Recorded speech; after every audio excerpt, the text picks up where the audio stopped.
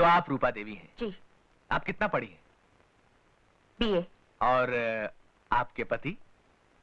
Matric. BA पास होते हुए भी आपने एक मैट्रिक पास लड़के से शादी की, ये कैसे?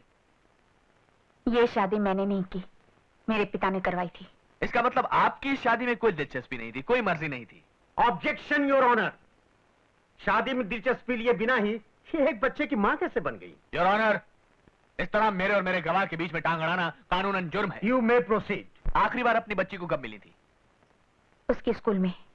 आप उसके स्कूल क्यों गई थी? बच्चे से ये कहने कि वो अपने डैडी से मुझे मिलाने में मदद करे। ओह, मतलब ये कि बच्ची तक तुम्हें तुम्हारी ममता नहीं, तुम्हारा स्वार्थ खींच कर ले गया। और जाहिर है कि जब बच्ची ने तुम्हारी बात नहीं सुनी तो तुमने उसे पीटा होगा। और यह सोचकर कि बच्ची ने तुम्हें तुम्हारे पति से मिलाने में कोई मदद नहीं की, तुमने उसे एक फालतू चीज समझकर बेचारी को खत्म कर दिया होगा। नहीं नहीं नहीं, मैंने ऐसा नहीं किया। Objection your honour. क्या दुनिया की कोई भी मां अपने छोटे से स्वार्थ के लिए खुद अपनी औलाद का खून कर सकती है? अरे क्यों नहीं कर सकती? महाभारत सीरियल में गंगा ने अपने बेटों को पानी में नहीं बहा दिया था क्या? बात करते हो यार, मतलब क्या तुम्हारा? Order order. योर ऑनर, मैं पूरे यकीन के साथ कह सकता हूं कि बच्ची की कातला खुद उसकी मां रूपा देवी है। I object your honour. मेरे काबिल दोस्त सिर्फ हवा में बातें कर रहे हैं। अभी तक इनके पास कोई सबूत या ऐसा कोई गवाह नहीं मिला है जिसने अपनी आंखों से रूपा देवी को कत्ल करते हुए देखा हो। इसलिए योर ऑनर, मेरी चिरावी पूरी नहीं हुई है। You may proceed. Thank you. ये जो औरत आपके सामने खड़ी है, इसे आपने पहले कभी देखा है? जी हाँ। कहां? मेरे बगल वाले घर में। क्या ये औरत अभी भी वहीं रहती है? नहीं, अब ये मेरे घर में रहती है। आपके घर में? क्या आप अदालत को इसकी वजह बता सकती हैं? मैं बताता हूं। क्योंकि आपके ख्याल में आपके पति में और शारदा देवी के बीच कुछ नाजायज ताल्लुकात चल रहे हैं, है ना? हाँ। तुमने अपनी आंखों से कभी कुछ देखा? नहीं, मैंने सोचा। सोचा, सिर्फ सोचा रूपा देवी, देखा नहीं। योर ऑनर, अभी अभी मेरे काबिल दोस्त ने कहा कि बिना अपनी आंखों से देखे किसी फैसले पर पहुंचना गलत है, जबकि रूपा देवी ने बिना अपनी आंखों से देखे मेरी मुवक्किला शारदा देवी पर ऐसे घिनौने इल्जाम लगाए हैं कि उनका खुद अपने मोहल्ले में सर उठाकर चलना नामुमकिन हो गया। उनकी परमानेंट नौकरी चली गई, यहां तक कि बेचारी की सगाई भी टूट गई। योर ऑनर, योर ऑनर, अगर किसी को जान से मार देना कानूनन जुर्म है, तो किसी के चरित्र की हत्या करना भी एक संगीन जुर्म से कम नहीं, जो रूपा देवी ने किया है। योर ऑनर, जिस औरत को ऐसे अपराध करने की आदत सी पड़ जाए, उसके लिए अपनी बच्ची को मारना भी बहुत बड़ी बात नहीं। इसलिए मैं अदालत से दरख्वास्त करता हूं कि श्रीमती रूपा देवी को उनके अपराध के लिए उचित दंड दिया जाए। That's all, your honour. इस मामले का फैसला अदालत कल तक मुलतवी करती है।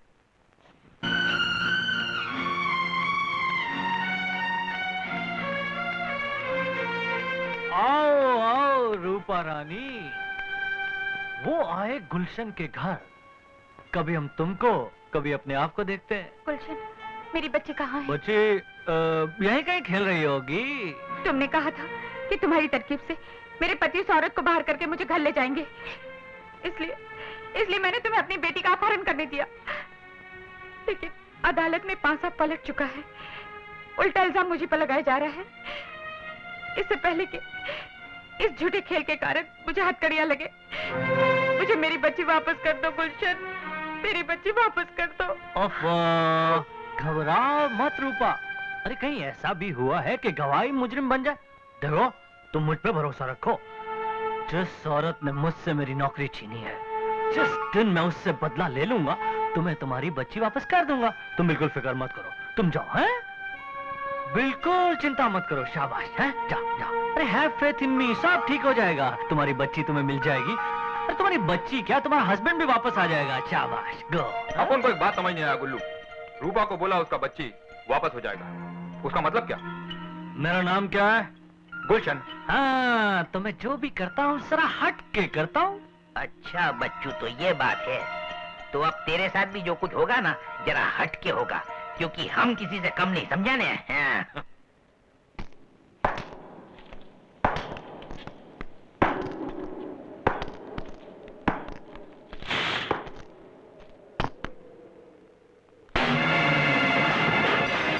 बच्ची कहाँ है? कौन सा बच्चा? किसका बच्चा? मेरी बच्ची। हमें क्या मालूम? नहीं मालूम? नहीं।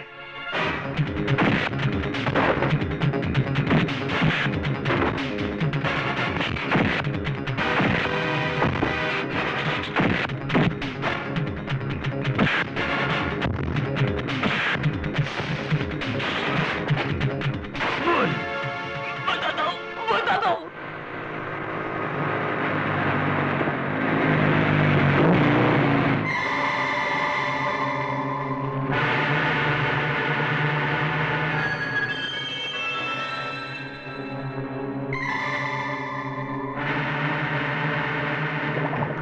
गुरु, वो आ गया। कौन? इस बच्ची का बाप। वो मुझ तक नहीं पहुंचना चाहिए। खत्म कर दो इसको। ठीक है, चलो।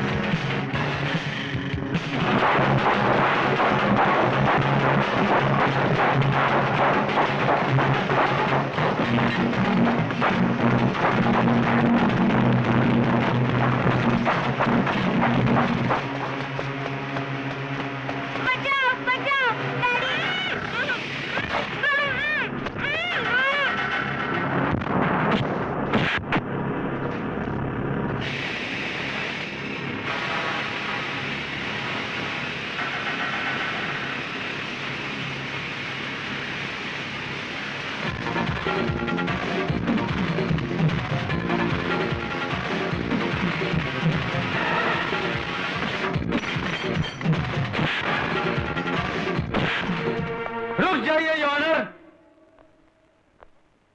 बच्ची मिल गई और जिंदा है।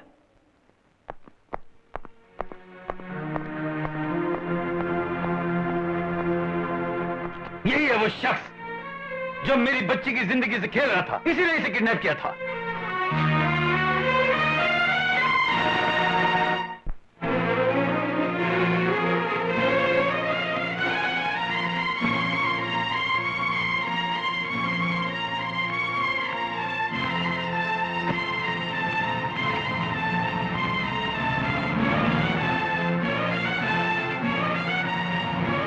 मौसी, ये सब लोग कहाँ जा रहे हैं? तुम्हें मालूम नहीं? सब लोग शादी में जा रहे हैं। शादी?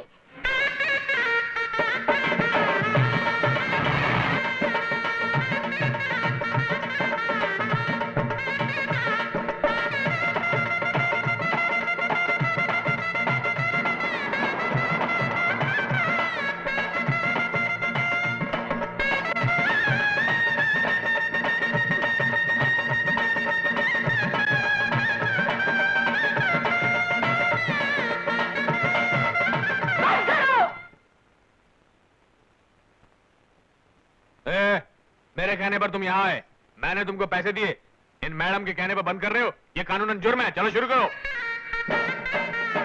आओ बेना आओ। ये लो, फूल डालो।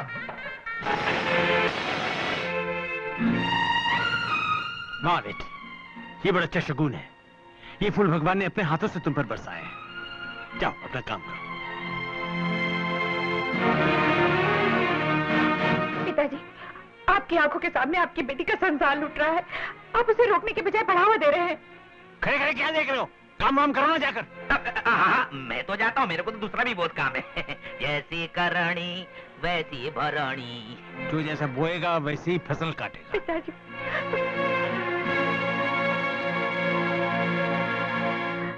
ये क्या माँ, जब भी मैं मुसीबत में होती थी तो तुमने मेरा साथ दिया, मेरे आंसू पहुँचे, और आज अपनी बेटी का मंगलसूत्र छीनकर पराई औरत के गले में डाल रही हो। क्या कर रही हो माँ? फालतू औरतों से फालतू बातें क्यों कर रही हो? पूजा की थाली तैयार करो, मुहूर्त का समय हो रहा है। भैया, अब तुम्हारे लिए मैं फालतू हो गई। ठीक है, ये लो। सुनिए। अरे आप आइए आइए। पिंकी बेटे, जरा इन्हें बिठाइए। आइए आंटी। आंटी, तूने मुझे आंटी कहा? देखो, तुम बदले तो बदले, मेरी बेटी की बुद्धि भी भ्रष्ट कर डाली। अरे नहीं नहीं, बच्चे तो भगवान का रूप होते हैं। इनके साथ जो जैसा व्यवहार करता है, इनके दिमाग पर वैसी ही छाप पड़ जाती है, जो लाख चाहने पर भी मिटाई नहीं जा सकती।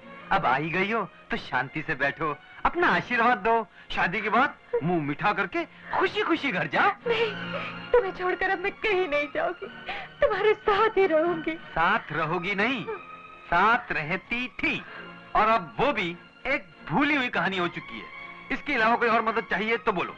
यहाँ शहर के बड़े बड़े लोग मौजूद हैं, तुम चाहो तो तुम्हारे गुजारे का इंतजाम करवा सकता हूँ। मुझे किसी और से कुछ नहीं चाहिए, मुझे चाहिए तो तुमसे, सिर्फ तुमसे। अब तो तुम ही मेरी डूबती नैया को किनारे लगा सकते हो। देखो जी, मुझे नादान समझकर माफ कर दो। मैंने जो कुछ किया उसका अंजाम ये भी हो सकता है मैंने आज ही जाना। मुझे अपना लो, मैं तुम्हारे बिना नहीं जी सकती, नहीं जी सकती। अब जानने से क्या फायदा? न बूढ़ा तोता राम राम सीख सकता है, न अंधा आदमी सूर्य नमस्कार कर सकता है। फिर भी अगर सिर्फ मैं ही वो आदमी होता जिसे तुम्हारी वजह से मुसीबतें झेलनी पड़ी, तो मैं तुम्हें माफ कर देता।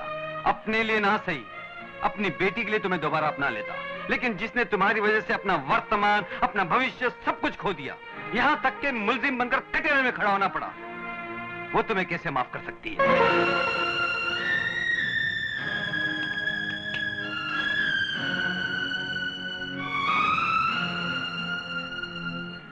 शारदा, मैंने जो भी कुछ किया झूठे शक और जलन की वजह से किया। वक्त की ठोकरें खाकर मैं समझ चुकी हूँ कि ये सब कुछ करके मैंने बहुत बड़ा पाप किया है। ये बात मैं सिर्फ तुमसे ही नहीं, इन सब लोगों के सामने अपनी बेटी की सौगंध खाकर कहती हूँ कि तुम निर्दोष हो, पवित्र हो, इसमें तुम्हारा कोई कसूर नहीं। मुझे माफ कर दो शारदा, मेरा जीवन तुम्हारे हाथों में। ये शादी रोक दो शारदा, ये शादी रोक दो। रोने धोने से कोई फायदा नहीं। तुमने अपनी भूल मानने में बहुत देर कर दी रूपा। सारी तैयारियां हो चुकी है, ये शादी नहीं रोकी जा सकती। आखिर क्यों? ये नहीं होगा, मैं ये शादी नहीं होने दूंगी। अगर ये शादी हुई तो तुम्हारी टोली मेरी अर्थी पर से गुजरेगी। मैं अपना पति किसी से बांट नहीं सकती। मेरा पति सिर्फ मेरा है, मेरा। यही बात सुनने के लिए मेरे कान तरस रहे थे। तुम ही नहीं, इस धरती पर जन्म लेने वाली हर औरत यही सोचती है कि उसका पति सिर्फ उसी का हो। मैं भी एक औरत हूँ, तुम्हारे मन की बात मैं अच्छी तरह समझ सकती हूँ। तुमने मेरे साथ जो किया सो किया, लेकिन अपने पति को भी कितना दुख पहुंचाया, उनका अपमान किया, झूठे आरोप लगाकर उनका दिल दुखाया। इतने पर भी उन्होंने उफ तक नहीं किया। अरे तुम्हें तो अपने सुहाग पर अभिमान होना चाहिए।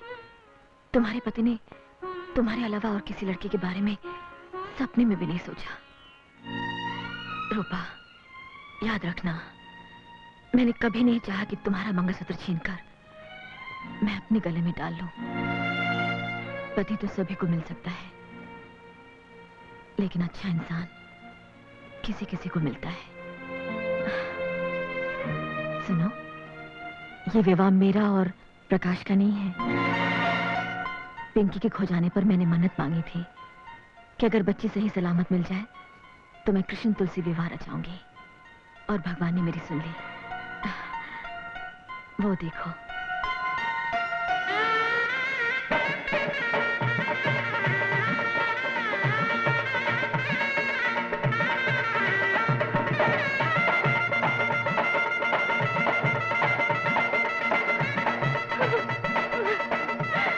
मुझे माफ कर दो, मुझे माफ कर दो।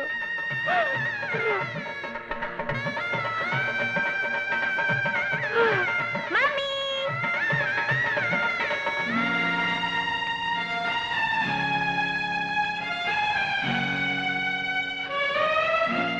रूपा, एक बात याद रखना, इस धरती पर औरत का रूप लेकर जन्म लेना बड़े सौभाग्य की बात है, पुण्य की बात है।